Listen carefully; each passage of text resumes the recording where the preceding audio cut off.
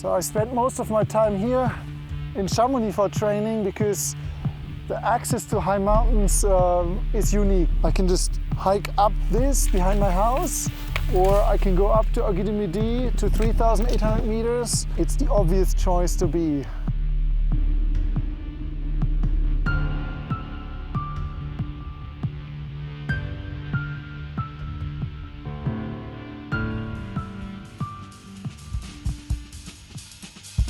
(1953) Hillary and Tenzing stand on top of the world. Fixed ropes, oxygen, big teeth. 1978, Messner and Haveler go without oxygen. 1980, the first winter ascent. Polished grit at its finest. Everest becomes crowded, commercialized, predictable. No oxygen, no Sherpa support. In winter, when winds reach 250 kilometers per hour. When Everest feels like 9,136 meters. Alone on the difficult West Ridge. This is about redefining what's possible. This is Jost Kobusch's Everest.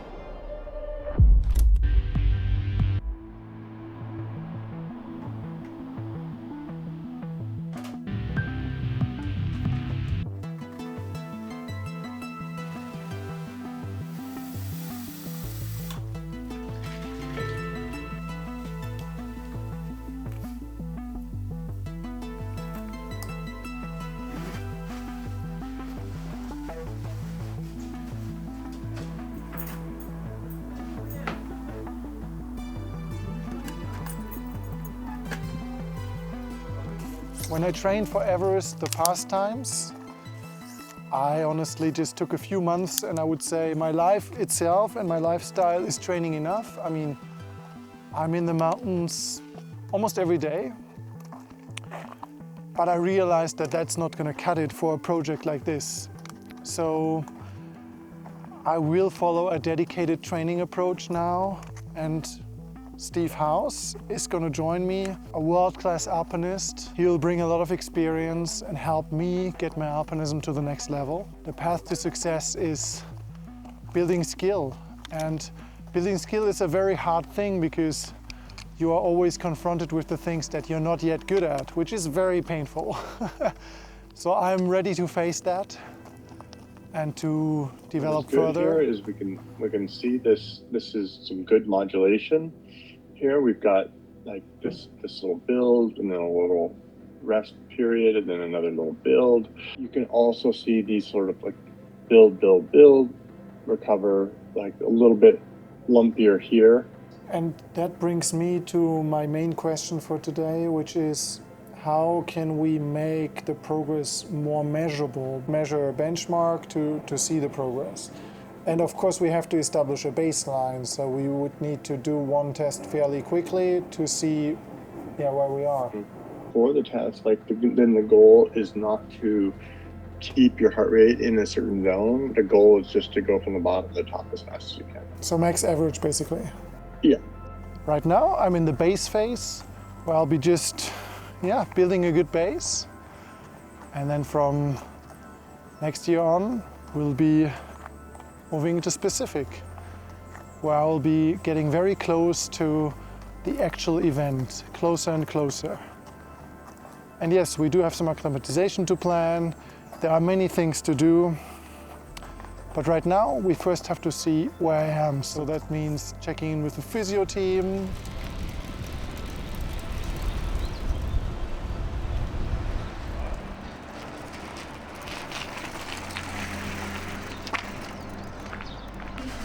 So it's like back to the basics. I have a few things that hurt. Okay. And it's more like making a plan for the upcoming project. Now I actually will stay in Chamonix and only focus on the Everest project. Right. So I'm not going next winter, but I will be going the winter after. So 27, 28? No, 26, 27. 26, 27, right, okay. It's just sometimes like a little sharp pain going and blocking. I felt like it was more a bit on the outside. Okay. It's not constantly there, and then it just disappears, kind of. Right. I was going to say, did you feel it more on the way up, the way down? I think it was more on the way up. So yeah, I think it's quite scary for me. Like when I wake up in the morning and I want to get up and it's painful, then I'm just thinking like, fuck, how am I going to perform or do the training and stuff? Yeah. But that's where we've got our role. We can help you get into that, and by understanding how the pain behaves and knowing that you warm things up in the right way and you stabilise things in the right way, you can sequence a lot of the exercises properly. Yeah, I just want to get rid of the pain. Yeah. Hips, land and stop. Ready? 3, 2, 1, and go. And stop.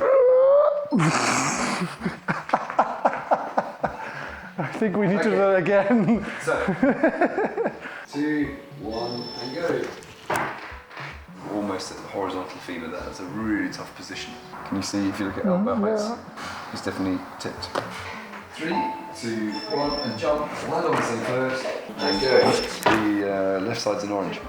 You're doing much more work with your left side. You're much more efficient. Go. Strong as you can. Go, go, go. Go on. Give it all you got. Go. Go on, go, go, go, go, go. And stop. Oh la la. I feel it in my knee. Even though you felt the right side was stronger, it certainly is more stable to you. You feel more comfortable on it.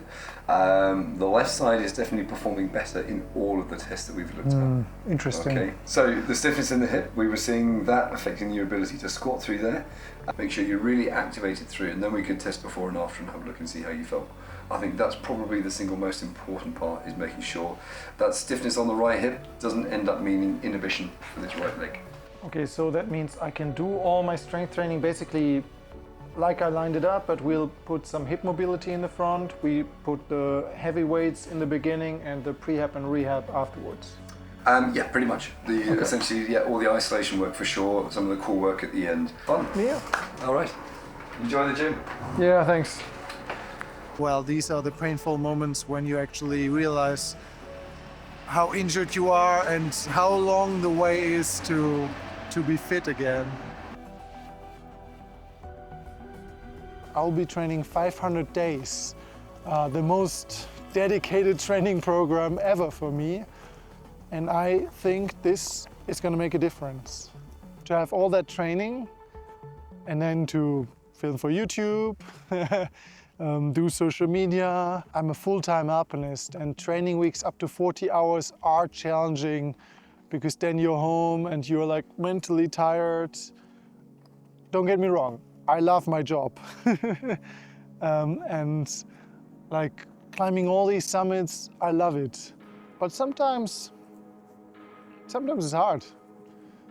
And sometimes I also have days where I'm not motivated and I'm thinking, oof, how do I say? I'm not having the energy. I'm not feeling that I want to go. And when I have these days, then I just try to go back to my personal why. Why am I doing this? And I'm doing this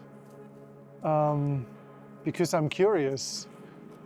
I'm curious about all these places here, but I'm also curious about what I can achieve as an athlete, as a human being.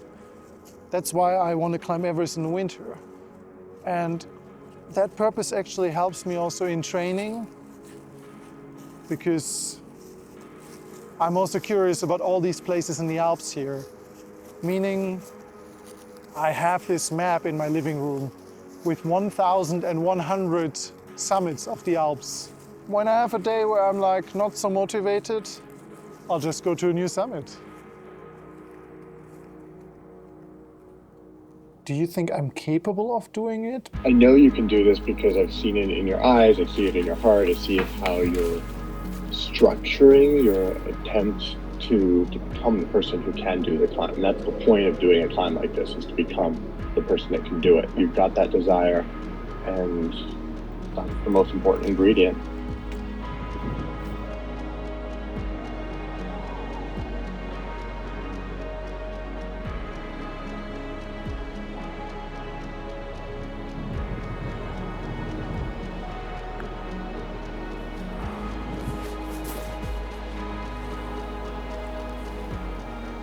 There is no better way to go back home for dinner than just getting the glider out. The wing already wants to fly without me. That's the tricky bit. It's a lightweight wing. The challenge will be to have it on the ground until I'm in the harness and I have the control. I'm not opening it completely because it's very windy, but that makes it very challenging to organize the lines.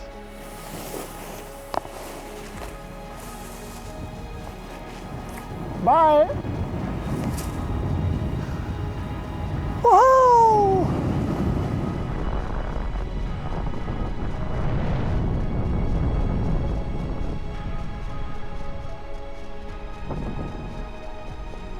Okay.